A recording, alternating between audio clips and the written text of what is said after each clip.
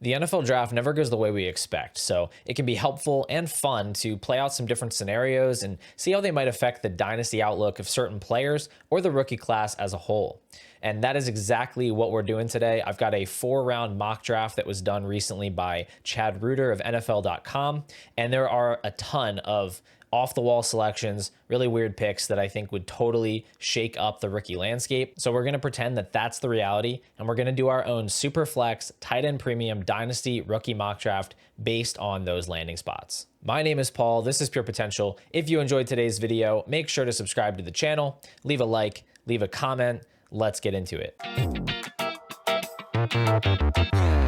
So it turns out BDGE just dropped a video yesterday based on this exact same mock draft. I guess it's just a case of great minds think alike, but I already had this one picked out before that video dropped, so we're just gonna go for it anyway. As you can see on my left here, we've got all the fantasy relevant players from this mock draft listed by their draft slot, along with their position, and of course, their actual NFL landing spots. So let's jump right into this thing at the 101, and I'm gonna go ahead and grab Ashton Jeanty here. Easy pick. Consensus 101, it's not changing for me. I really don't think there's anywhere he could go where he wouldn't be the 101, but I definitely like the landing spot in Las Vegas.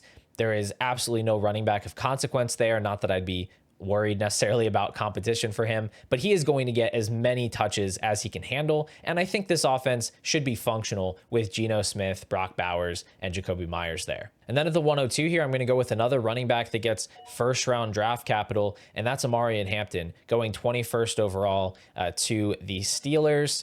You know, rest in peace to my Jalen Warren bags, but Hampton really has everything you could want in a running back, and the first round capital is going to lock him into a big workload and job security. You know, you think about Najee Harris, he was a top 10 pick in Dynasty after his rookie year. Now imagine if Najee Harris was good, and I think that's what you're getting in Amari Hampton here. And next up at the 103, I'm going to tap into my inner film bro here, and I'm going to go with Travis Hunter.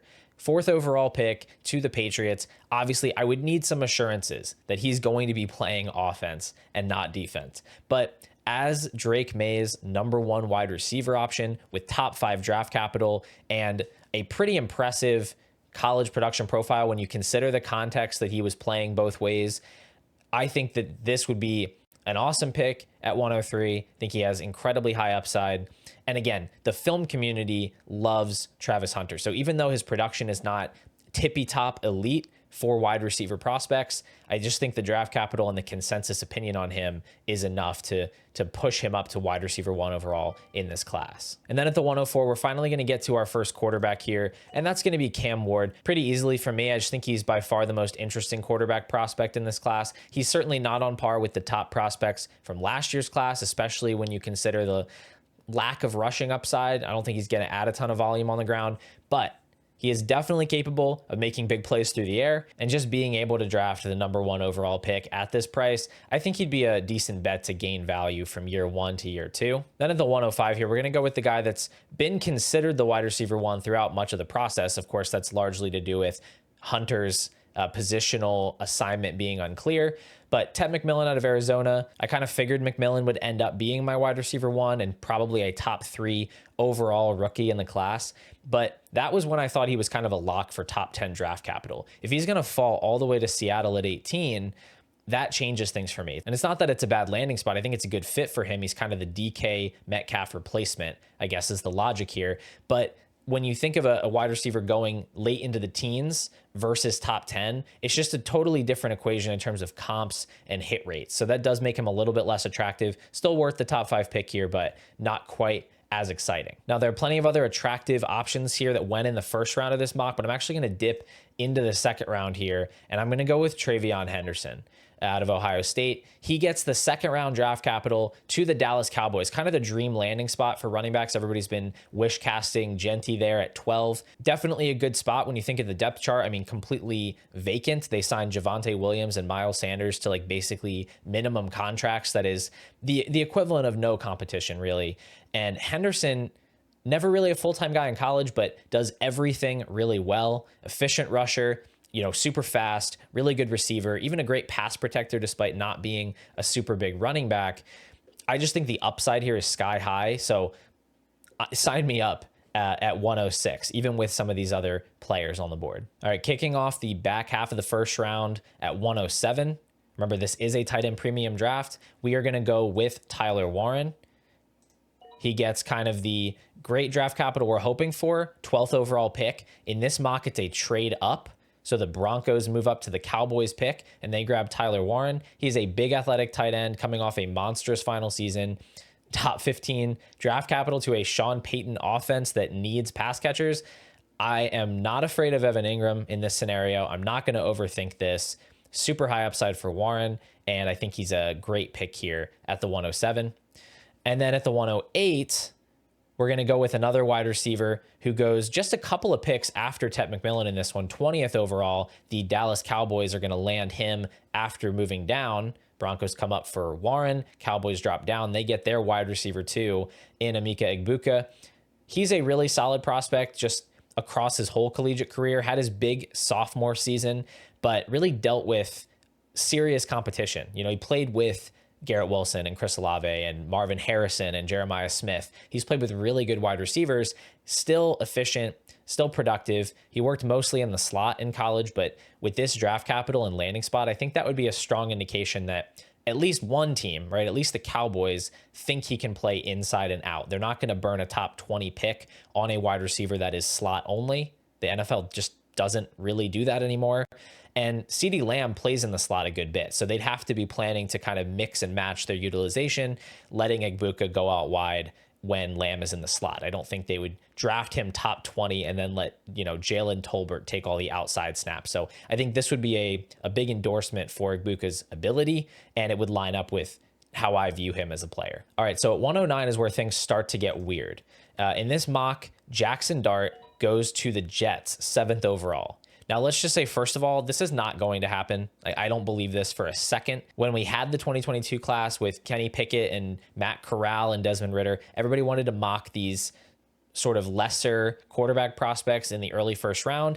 In the end, none of them went there. I don't think Jackson Dart is going to go there. But if he went top 10, I'd be pretty excited because he has some legit rushing upside. He had over 550 rushing yards in 3 straight seasons at Ole Miss. That gives him some serious fantasy upside. And sure, he wouldn't start right away in New York because Justin Fields is there. But as the 7th overall pick, he would get his shot sooner than later. I don't think Justin Fields would survive the whole season in New York, considering that offense could be, pretty rough. I think he would get in there at some point during his rookie year. And again, have a lot of upside to score a lot of points, gain a lot of value. And that's why I did go ahead and go with him ahead of Shedeur Sanders, who I'm going to take here at 110. That might be a hot take. I know Sanders has been regarded as the better prospect throughout the process. He ends up going higher in the NFL draft, but the gap between them is small enough that I would want to defer to the upside of Jackson Dart as a rusher. Sanders just doesn't have a lot of exciting traits, certainly is not going to be a guy that's going to rack up rushing yards. His path to serious upside is just more limited. So yeah, it's great that he's going to go top 3 here in this mock. He's going to a decent situation with Malik Neighbors, an elite left tackle in Andrew Thomas, offensive-minded head coach in Brian Dable. I think there's a safe floor there, which makes him worth a top 10 pick in rookie drafts. But again, not a guy I think is as likely to, light the fantasy world on fire. Feels like a bit of a higher floor, lower ceiling pick, and I'm going to put him one spot behind Dart. And then moving on to the 111, we're going to go with the other Ohio State running back, Quinshon Judkins, who in this mock goes 55th overall to the Chargers. That's great draft capital. Would love to see Judkins go in the 2nd and a solid landing spot. I do think people overrate the Chargers landing spot a little bit because they think of the Greg Roman offense, they think run heavy. And yeah, it's probably going to be an effective run game, especially with Judkins, who was quite good as a rusher, but he's not going to catch a lot of passes because he already didn't catch passes much in college, isn't impressive in that regard. And then the Roman offense is typically near the bottom of the league in running back targets. So good spot for him. I don't think necessarily that the elite upside is there. So that's why he falls to the late first, whereas Henderson, who I think gets a little bit of a better landing spot, more of an all-around back, he ends up going 106. And then just to close out the first round, we're going to go ahead and grab another tight end. Again, with this being tight end premium, if it wasn't tight end premium, these guys would fall a couple of spots for me. But I think Colston Loveland deserves the 112 spot here just due to his strength as a prospect. I absolutely hate the landing spot with the Colts. It's going to be low passing volume. It's going to be low accuracy. There's a decent bit of target competition with Michael Pittman and Josh Downs and Alec Pierce already working in that offense. But he gets top 15 draft capital. He's a super young prospect who absolutely dominated the Michigan offense when healthy over the last 2 years. And this Colt situation could look completely different in a year. I suspect that they will have a new coach, a new OC, a new quarterback, and you could even see someone like Michael Pittman be traded. So I'm willing to take the swing here on Loveland for the upside, potential difference maker at a position that just doesn't have a lot of them. But there's no sugarcoating. It would be ugly in year one. All right, and we're off here into the second round, where we're going to kick things off with another wide receiver in Luther Burden, who in this mock draft is going to go early second round to the Tennessee Titans. Now, Burden has some significant red flags in his profile just due to his weird utilization as a senior. Looked awesome as a junior and then kind of fell off a bit in his last season. That would be much easier for me to overlook if he was a first round pick, and I'd certainly have him higher in this mock. But as an early second rounder, which kind of shows that the NFL is maybe acknowledging some of the holes in his game, I still think there's a lot to like about Luther Burden, but that is going to push him down to the 201 for me. Still keeping him ahead of another wide receiver who does go first round in this one, Matthew Golden. Maybe that makes me a hater to keep Burden ahead of Golden despite the difference in draft capital. But I just have some major concerns about Golden's lack of production and efficiency in college. It feels like a handful of games in his final season are doing a lot of heavy lifting on his draft capital and on his profile. And I'm sure the film bros are rushing to the comments to tell me to learn ball and watch the games.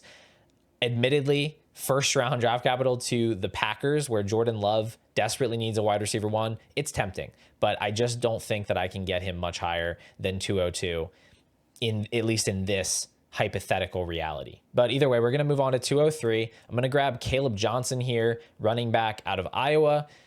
He goes in the third round, top of the third round, 67th overall to the Browns, but falling to the third does make him the clear RB5 in the class for me.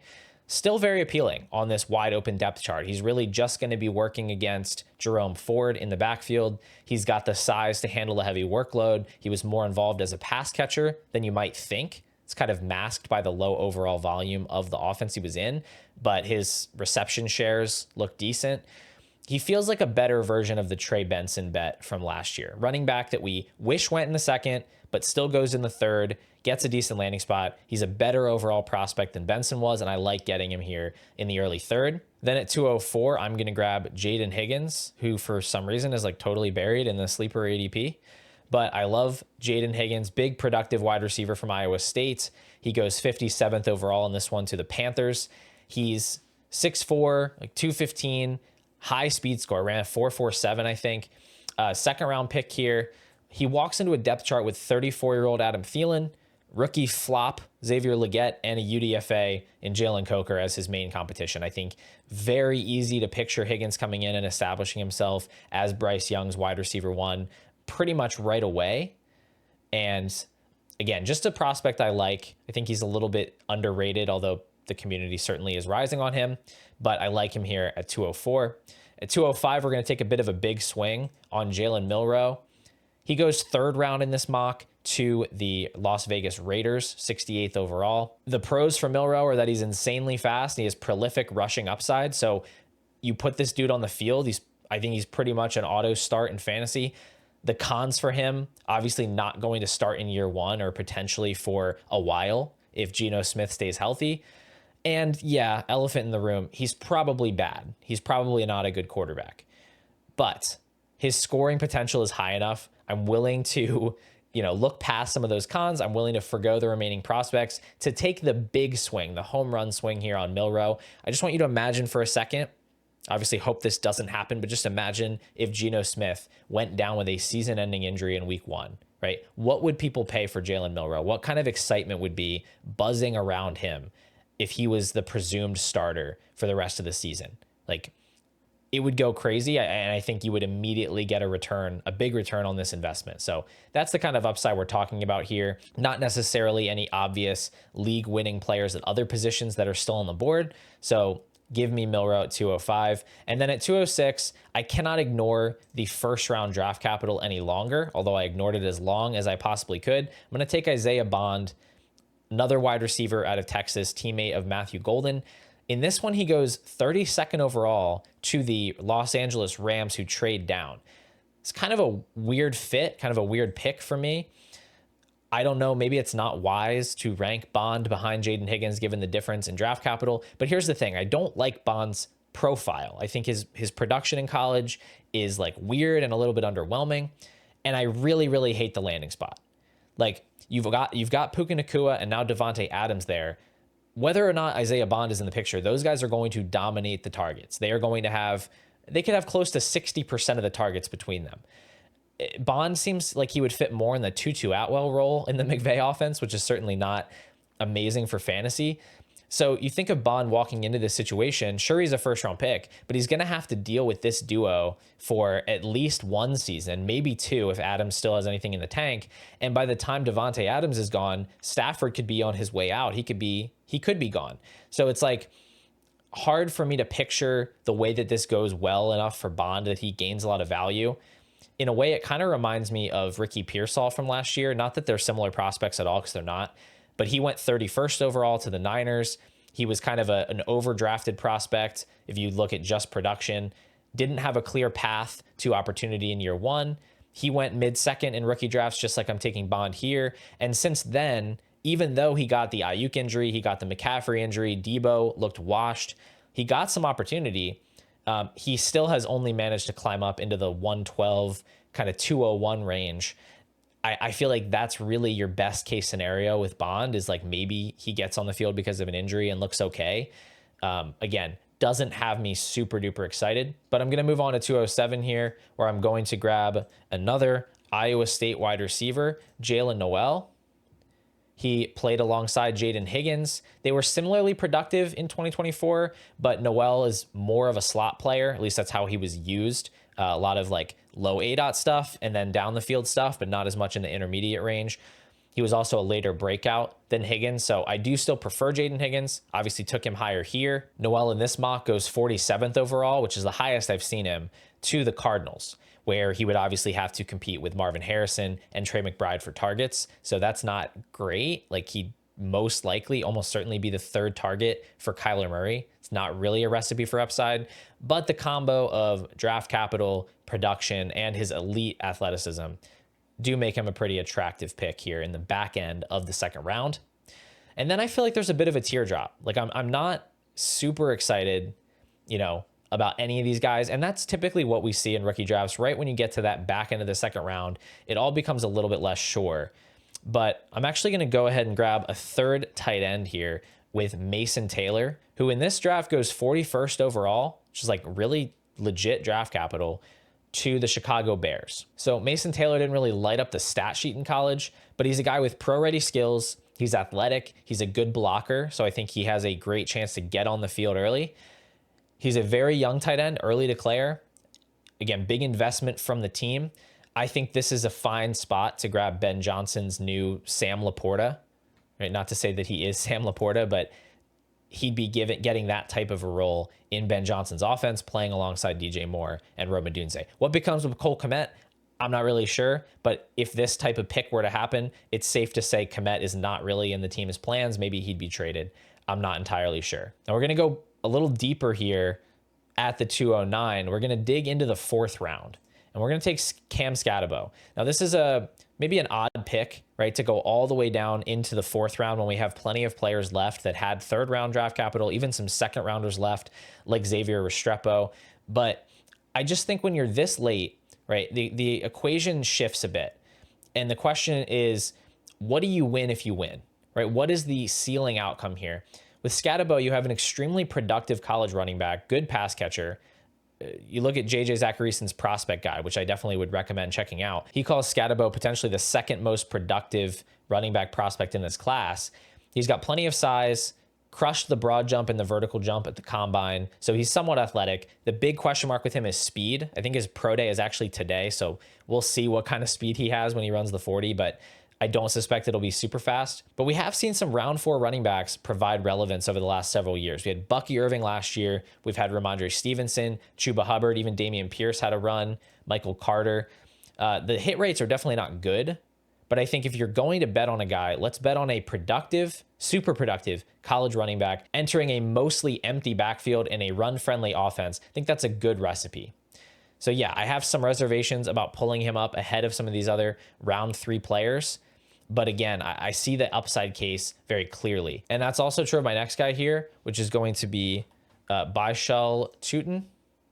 He goes in this one late 4th, 136th overall to the Chiefs. Kind of the same deal as Scatabo, right? Like he's a 4th round pick. I could go with one of these earlier drafted running backs like a Trevor Etienne or Jaden Blue or even Dylan Sampson. But again, once you get into the late 2nd, I'm looking for upside. And when you think of these other guys, Etienne and Blue, I don't expect the upside is that high. You know, we can be like totally could be wrong, but you look at their college careers, I think both are probably pass catching specialists at the next level, whereas Tutin's just much more well-rounded and he has the insane speed score to go with it. And you think of this Kansas City backfield, he has a ton of upside. Like maybe he ends up buried behind Pacheco. Maybe he can't beat out Isaiah Pacheco. He just ends up being a total 0. But at the price of 210, like so what? We've seen plenty of round 3 backs go down that same path. Blake Corum, Trey Sermon, Keyshawn Vaughn, Kendre Miller. Just because you have that round 3 capital doesn't guarantee anything either. And again, the upside case is so much clearer here with Tootin. I've got one more wide receiver to pick at 211. It's Trey Harris. Some of you, I'm sure, are big fans of Trey Harris, probably wondering why I wasn't calling his name a while ago. But the thing about Harris, he goes in the 3rd round here to the Patriots, and that's fine. That's all fine and good. I like the landing spot. Should get an opportunity early with Drake May. But I don't love his profile if the NFL doesn't love his profile. Right? He was insanely productive in 2024. He had over 1,000 yards in 8 games, over 5 yards per out run. But he's also a 5-year college prospect who really didn't produce early on. So if the NFL is letting him fall as a 23-year-old prospect to the 3rd round, that tells me a little bit about how he's perceived. It means that there's a much lower floor there, right? Think back to a year ago, Malachi Corley, first pick of the 3rd round at wide receiver. Guy catches like 2 passes the whole year. Like if you are a 3rd round wide receiver, you are just not guaranteed anything. And I wish the NFL would like Trey Harris more. If he goes early 2nd, mid 2nd in the actual draft, I'm probably going to be higher on him than this. But as a 3rd round pick, this is as excited as I can really get. And finally, we're going to close things out. We are going to grab one of these 3rd round running backs. Let's go with Dylan Sampson here, 100th overall pick to the San Francisco 49ers. Feels like the 49ers grab a 3rd round running back almost every single season. Hasn't gone super well in recent years with Trey Sermon and Tyrion Davis-Price. Let's hope Dylan Sampson is not the next in that series of blunders.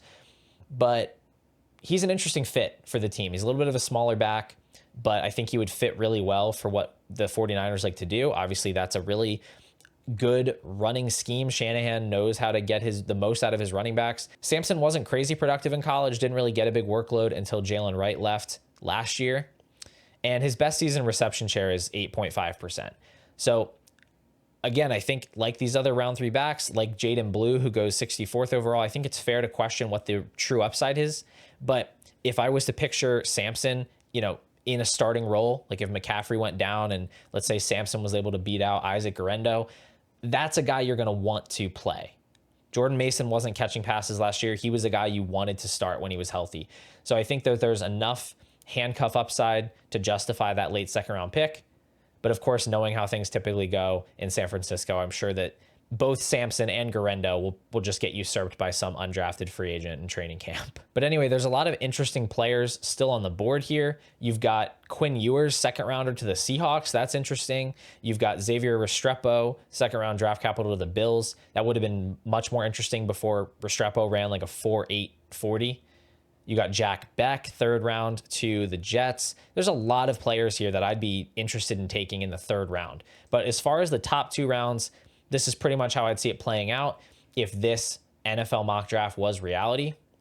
And we're going to go ahead and wrap this thing up, guys. So thanks so much for watching. Thank you for supporting the channel. If you do enjoy my Dynasty content, if you want to see more mock drafts like this in the future or rookie rankings, everything like that, go ahead and subscribe. Really goes a long way. We're pushing ever so slowly towards 6,000 subscribers. I'd love to get there, you know, in April, in May. If you can make that happen, I'd appreciate it. And if you want even more content from me, you can consider becoming a YouTube member. You can hit the join button under this video or go to the link in the description. You can get bonus content from me, Dynasty rankings, rookie rankings, weekly live streams, private Discord chats, all that stuff. So consider checking that out. Either way, I will be back soon with another Dynasty video. I hope I'll see you then.